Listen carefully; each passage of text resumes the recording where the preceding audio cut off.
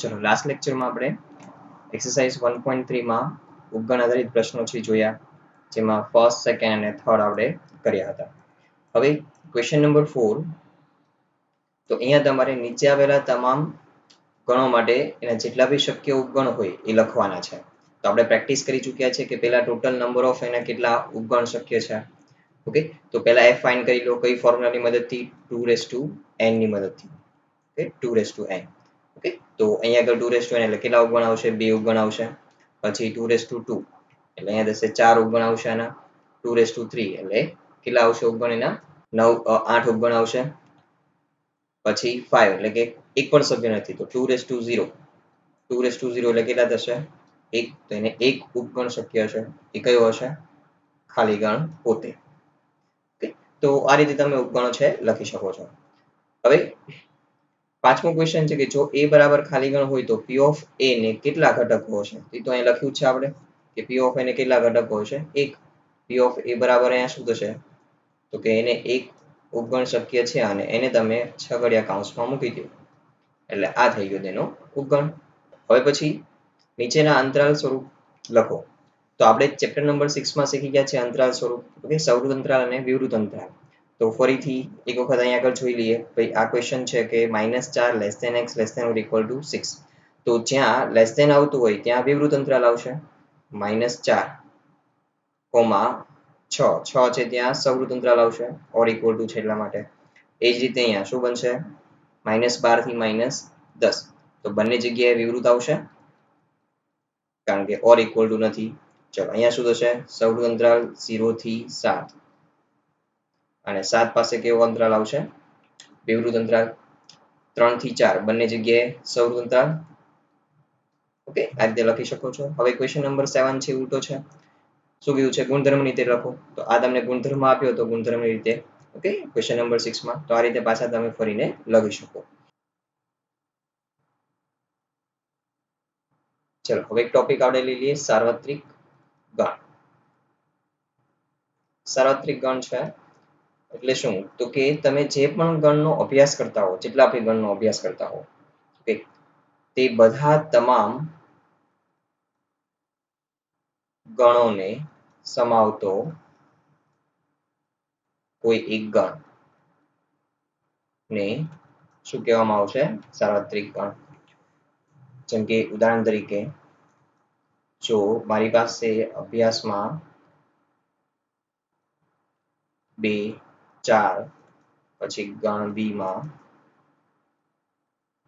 2, 3, 5 છે, એટલા સભ્યો છે. તો એક એવો ગણ કે જે આ બંનેને સમાવી લેતો હોય.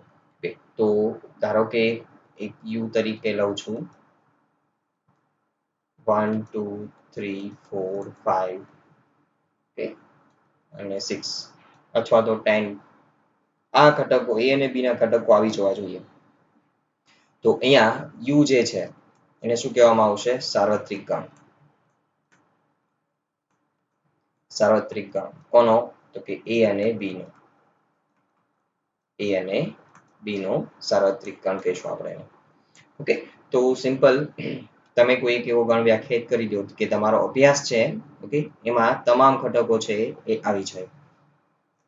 તો અહીંયા એક્સરસાઇઝમાં આપણી પાસે ક્વેશ્ચન છે, ક્વેશ્ચન નંબર 8. નીચેના વિધાનો માટે તમે કયા ગણને સાર્વત્રિક ગણ તરીકે પસંદ કરશો? તો કે કાટકોણ ત્રિકોણના ગણ અને બીજો છે સમદ્વિબાજુ ત્રિકોણનો ગણ. તો એવો એક આપણે ગણ વ્યાખ્યાયિત કરી દઈએ કે આ બંનેને સમાવી લેતો હોય. તમે સમતલમાં ત્રિકોણો દોરતા હો તો એમાં ઘણા બધા પ્રકારના ત્રિકોણ આવી જશે. કાટકોણ ત્રિકોણ આવી જશે, સમબાજુ ત્રિકોણ આવી જશે, સમદ્વિબાજુ આવી જશે, લઘુકોણ આવી જશે, ગુરુકોણ આવી જશે. ઓકે, આવા તમામ ત્રિકોણોનો સમાવેશ થશે. એમાંનો એક ગણ વ્યાખ્યાયિત કર્યો, એક સમૂહ વ્યાખ્યાયિત કરી દીધો કે જે કાટકોણ ત્રિકોણ હોય, અને બીજો એક વ્યાખ્યાયિત કરી દીધો સમદ્વિબાજુ ત્રિકોણ. તો અહીંયા આગળ એક એવો ગણ વ્યાખ્યાયિત કરી દઉં કે જે બંનેને સમાવી લેતો હોય. એવો ગણ આપણે એક વ્યાખ્યાયિત કરી દઈએ કે સાર્વત્રિક ગણ તરીકે હું લઈ લઉં સમતલમાં આવેલ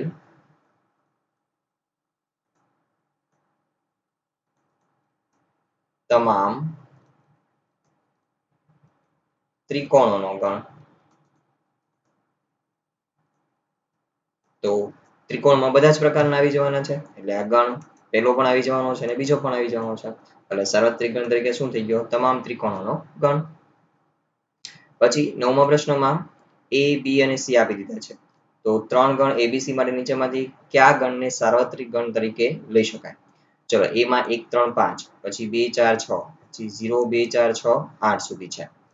ચલો પહેલો ગણ છે લઈ શકીએ આપણે? તો કે નહીં, કારણ કે અહીંયા 8 આવશે નહીં. C માં જે ઘટક 8 છે એમાં નથી આવતું, ખાલી ગણ તો લઈ જ ના શકાય. પછી 0 થી લઈને અહીંયા 10 સુધીના સભ્યો છે, તે તમામે તમામ સભ્યો છે A, B અને C ના સભ્યોનો સમાવેશ કરી લે છે, રાઈટ? તો અહીંયા આગળ બીજો ઓપ્શન છે ને આપણે સાર્વત્રિક ગણ તરીકે લઈ શકીએ. ઓકે, ચોથો ઓપ્શન નહીં લઈ શકીએ કારણ કે એમાં 0 નથી આવતો. ઓકે, C માં એક સભ્ય છે 0, કે જે અહીંયા સમાવેશ થતો નથી. તો સાર્વત્રિક ગણ તરીકે કોને લેશું આપણે? ત્રીજો ઓપ્શન છે. ચલો હવે નવો ટોપિક આપણે સ્ટાર્ટ કરીએ,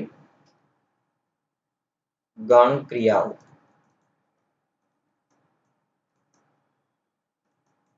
ગણ ઉપરની અલગ અલગ પ્રક્રિયાઓ. પહેલી પ્રક્રિયા આપણે લઈએ, યોગ ક્રિયા. અહીંયા આપણે દરેક પ્રક્રિયા વિશે ભણશું, જેમાં તેની બેન આકૃતિ, ઓકે, તેના ગુણધર્મો અને જે તે ક્રિયા આધારિત પ્રશ્નો, એકાદું ઉદાહરણ આપણે જોશું. ચલો, યોગ ક્રિયા એટલે શું? તો કે કોઈ પણ ગણ A અને B માટે, કે જે ખાલી ગણ કોઈ પણ પ્રકારનો ગણ હોય, કે A અને B માટે, તો A યોગ B, યોગ ક્રિયાનો સંકેત છે A યોગ B બરાબર x, જ્યાં એવા સભ્યો આવશે કે જે x belongs to A અથવા x belongs to B. હવે આ શબ્દ છે ખાસ અહીંયા હું ભાર મૂકું છું, અથવા. ઓકે, કે કુલ પ્રશ્નો જ્યારે આવશે આ ગણ ક્રિયાઓ આધારિત, તો ત્યાં પણ તમને હેલ્પફુલ થશે. જ્યાં અથવા શબ્દ વાપરવામાં આવ્યો છે એ કઈ ક્રિયા દર્શાવશે? યોગ ક્રિયા. હવે અહીંયા કેવા ઘટકોનો સમાવેશ થશે કે જે A માં હોય અથવા B માં હોય? આપણે વેન આકૃતિ દોરીએ.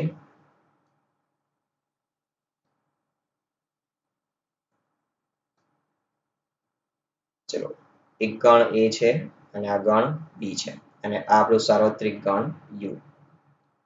આખું જે સમતલ દર્શાવ્યું છે એક સાર્વત્રિક ગણ છે આપણો.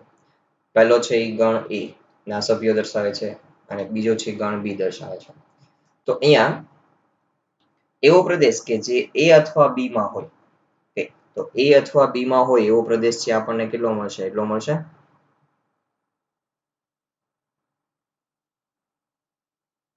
રાઈટ?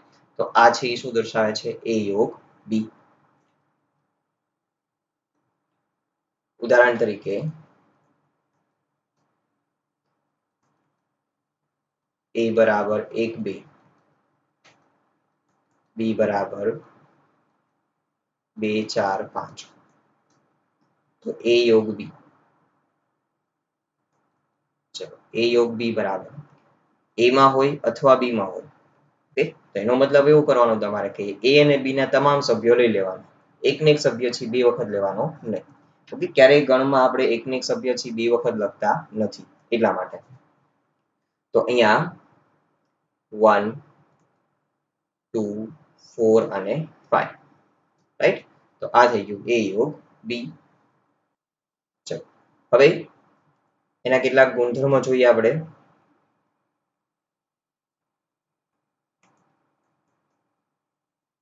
પહેલો ગુણધર્મ,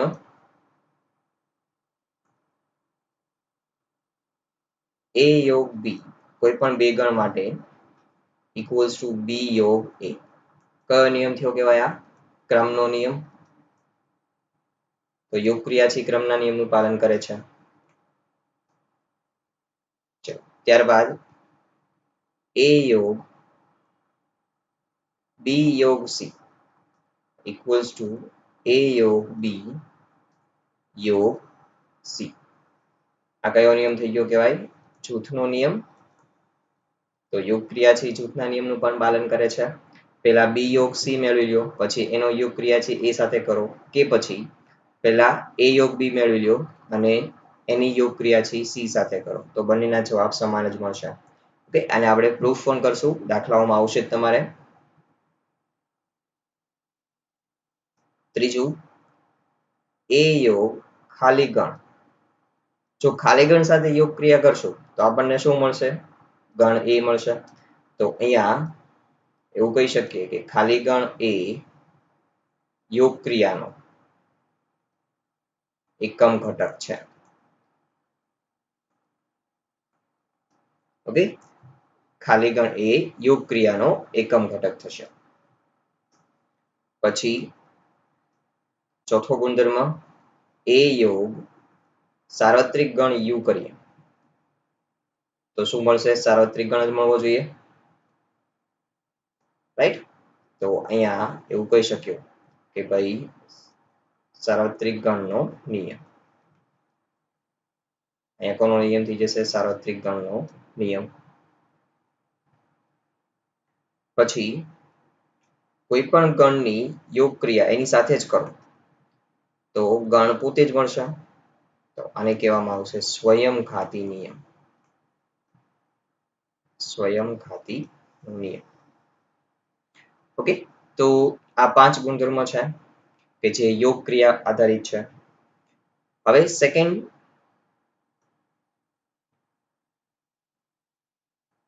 બીજી પ્રક્રિયા છેદ ક્રિયા.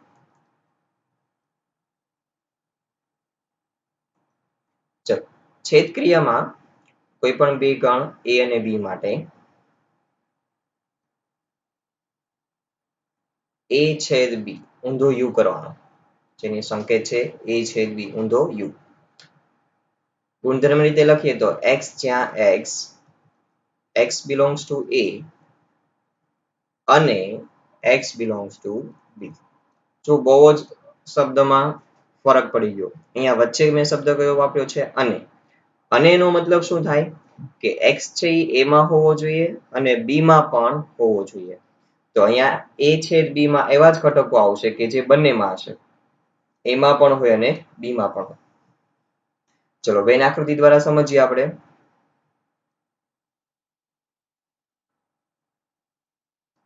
તો આપણો સાર્વત્રિક ગણ જેમાં બે ગણ આવેલા છે, એક a અને એક b.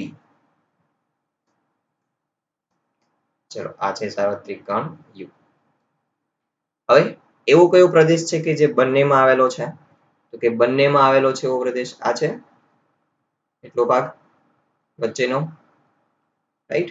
તો આ શું થઈ ગયું? a છેદ b. આ શું દર્શાવે છે? a છેદ b. ઓકે, ચલો એક એક્ઝામ્પલ જોઈએ આપણે.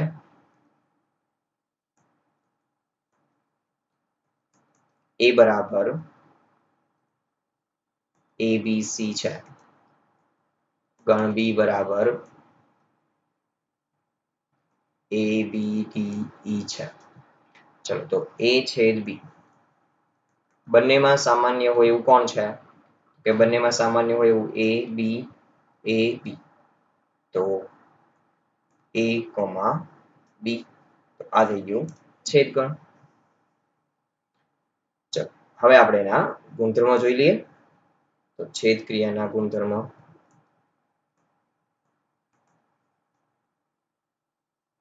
પહેલો ગુણધર્મ,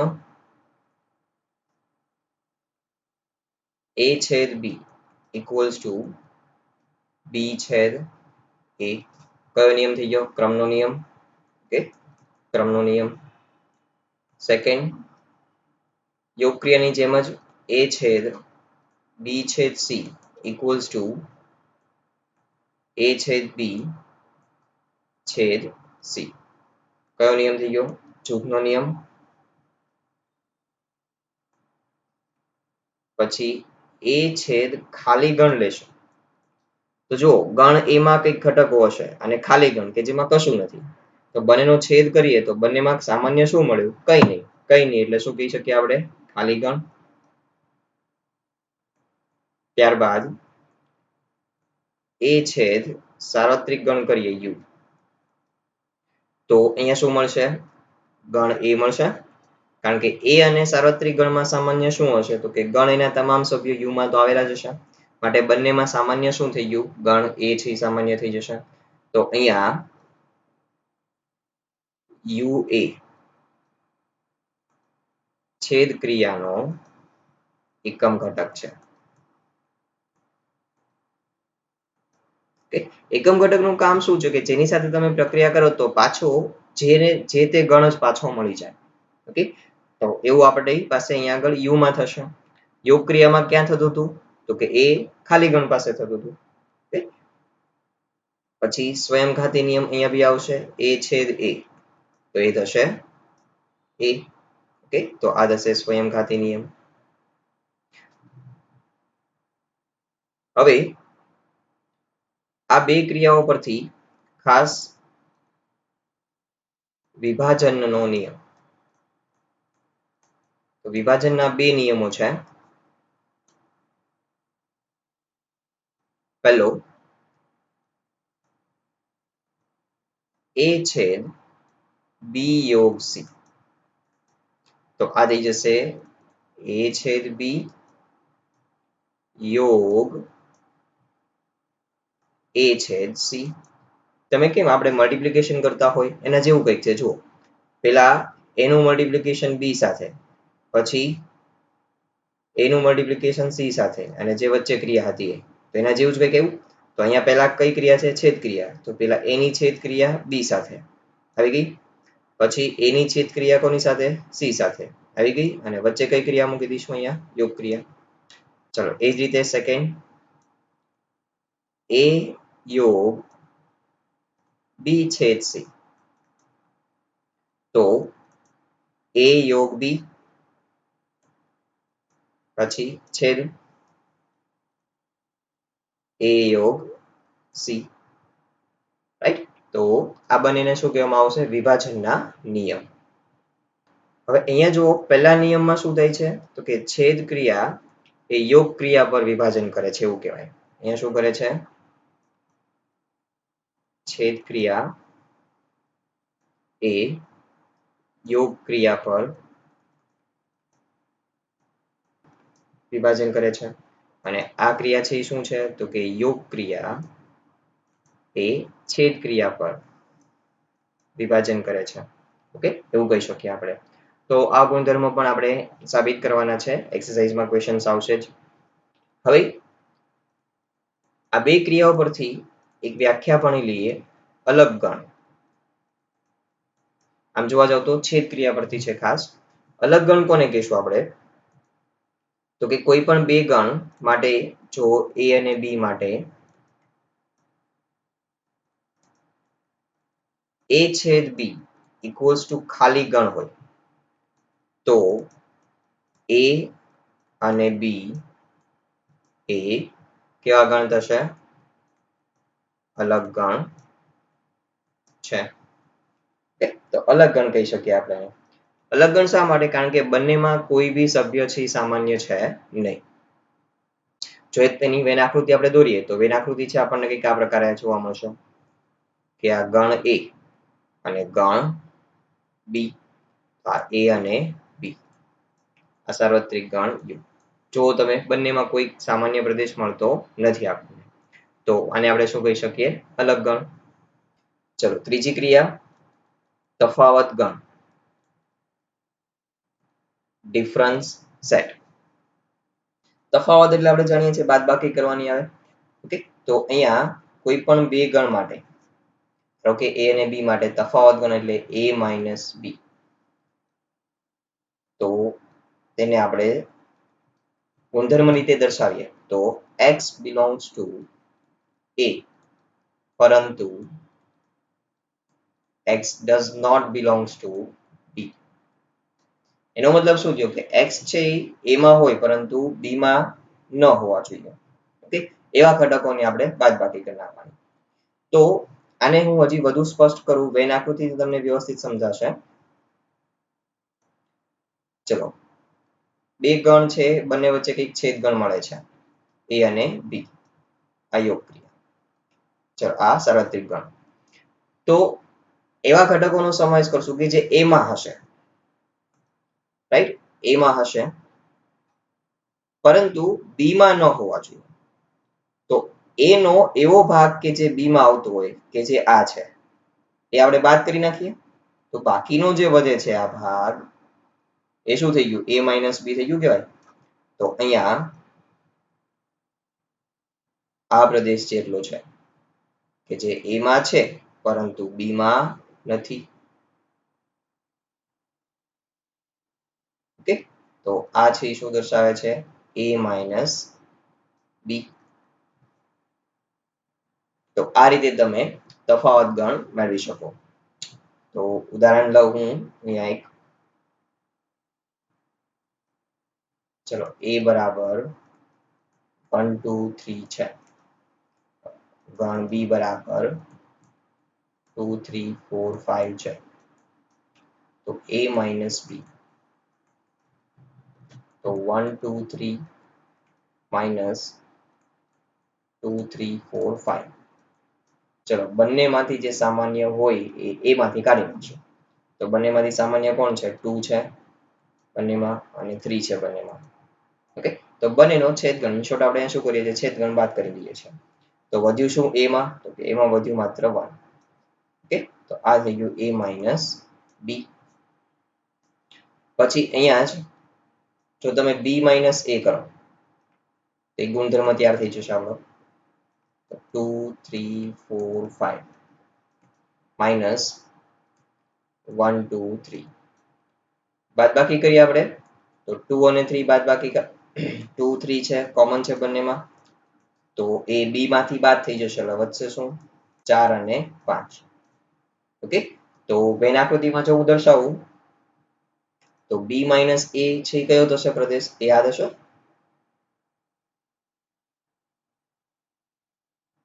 રાઈટ, તો આ b માં છે પરંતુ a માં નથી એટલે આ પ્રદેશ કયો થઈ ગયો b માઇનસ a. સમજી ગયા? ઓકે, હવે આના ગુણધર્મ જોઈએ આપણે તો ગુણધર્મમાં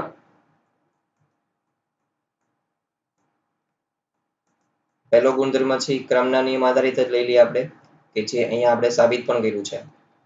a minus b does not equals to b minus a. ક્રમના નિયમનું પાલન કરશે નહીં.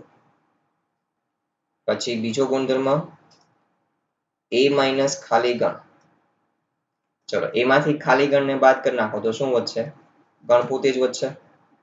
ઓકે, પછી ઉલટું કરીએ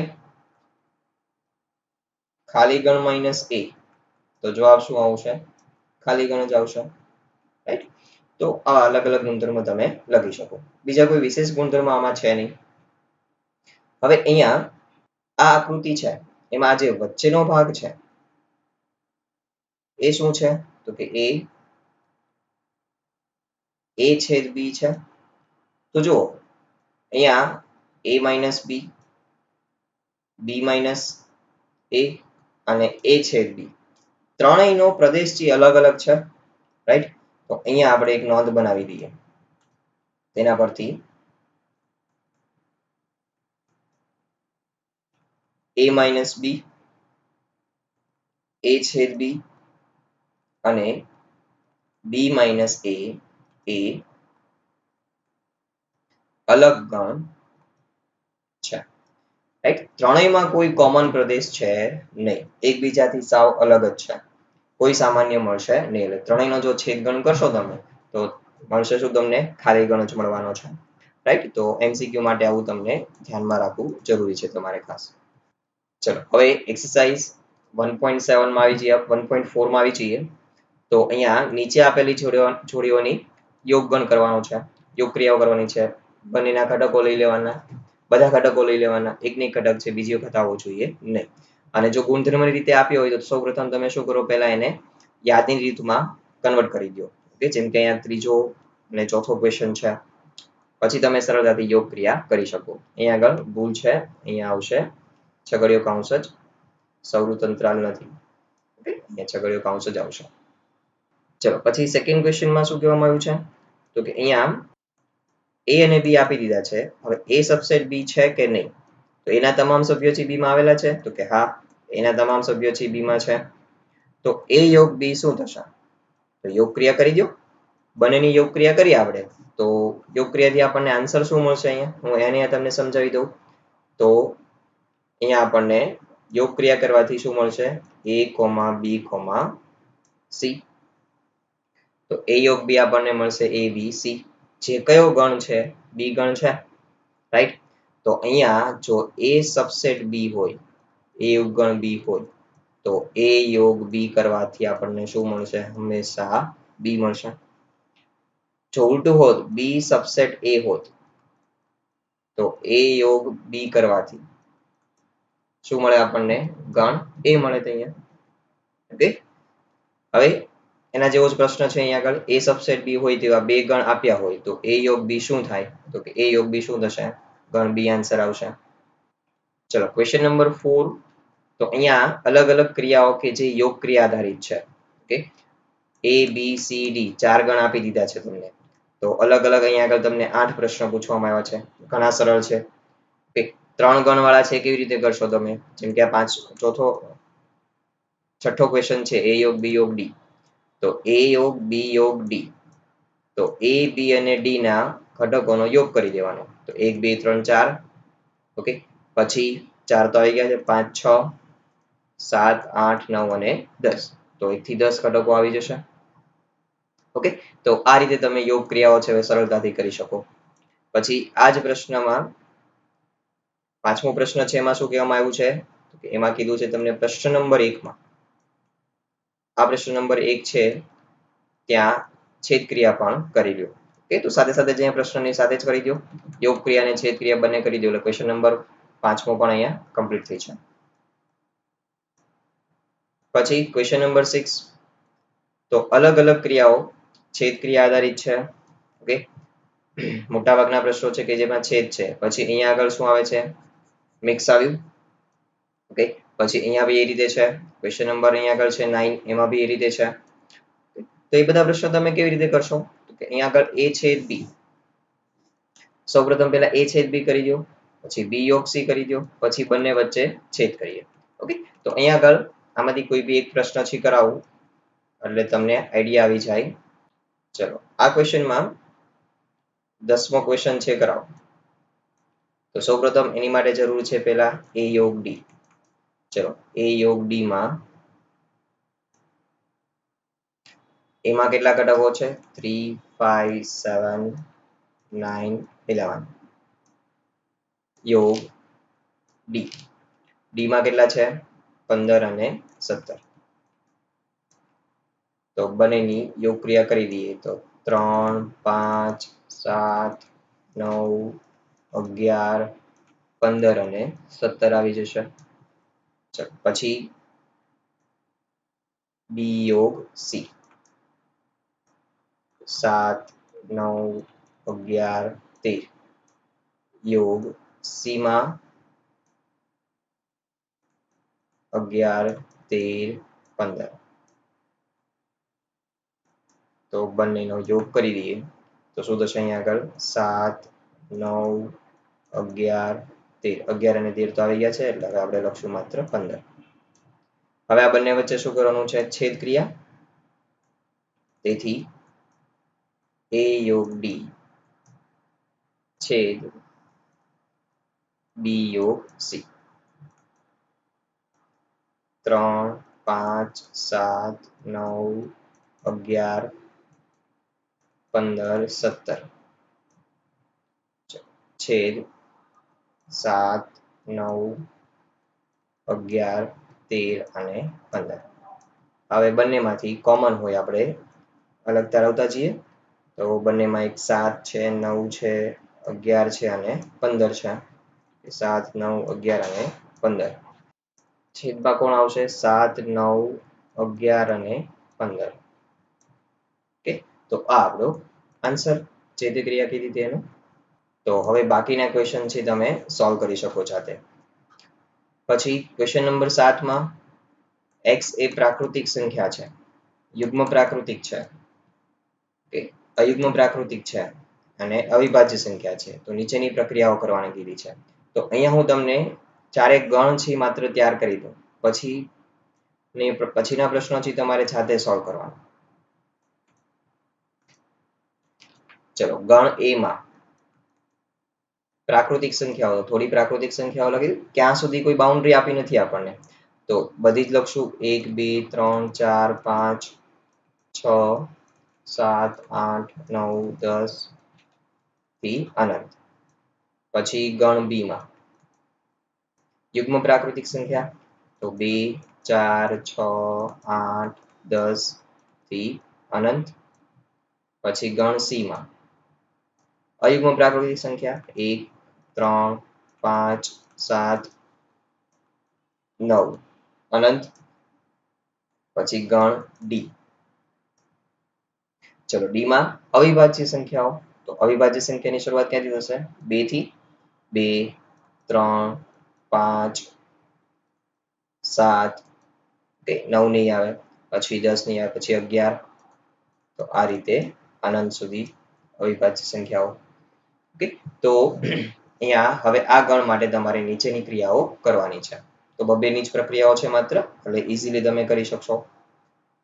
ચલો ક્વેશ્ચન નંબર 8 માં નીચેના ગણોની જોડીઓમાંથી કઈ જોડના ગણ પરસ્પર અલગ ગણ છે? તો સૌપ્રથમ પહેલા તમે જ્યાં પણ ગુણધર્મની રીત હોય તો યાદીની રીત તૈયાર કરી નાખો. જેમ કે અહીંયા છે x એ અયુગ્મ પ્રાકૃતિક સંખ્યા છે, ક્યાંથી? 4 થી 6 ની વચ્ચે. 4 થી 6 ની વચ્ચે અયુગ્મ પ્રાકૃતિક સંખ્યા કઈ આવશે? માત્ર 5 આવશે. તો આમાં સમાવેશ કોનો થશે? માત્ર 5 નો. તો જમીન આસમાનનો ફરક પડી ગયો. ઓકે, કે અહીંયા આગળ 1 થી 4 છે ને અહીંયા આગળ માત્ર 5 છે. છેદ ગણ કરશો એટલે આપણને શું મળશે? ખાલી ગણ. એટલા માટે બંને કેવા ગણ થઈ ગયા? અલગ ગણ. પછી આમાં કોઈ કોમન છે? પહેલા છેદ ક્રિયા કરી દેવાની ઇઝીલી. છેદ ક્રિયા કરી દઈશ એટલે સામાન્ય મળશે મને ઈ બંનેમાં. ઓકે, તો અહીંયા આગળ અલગ ગણ કહેવાશે નહીં. એ રીતે ક્વેશ્ચન નંબર 3 માં કરી દો. ચલો ક્વેશ્ચન નંબર 9 માં 4 ગણ આપી દીધા છે. તો નીચેની આપણે પ્રક્રિયાઓ છે, બાદ બાકીની પ્રક્રિયાઓ છે. તફાવત ગણ મેળવવાનો છે. તફાવત ગણમાં શું કરવામાં આવે છે? પહેલા ગણમાંથી બંનેના સામાન્ય હોય કાઢી નાખવાના. ઓકે, સિમ્પલ આ જ લોજિક કરવાનું તમારે. c માઇનસ a કરવું હોય મારે, તો c છે માઇનસ a કરવું છે.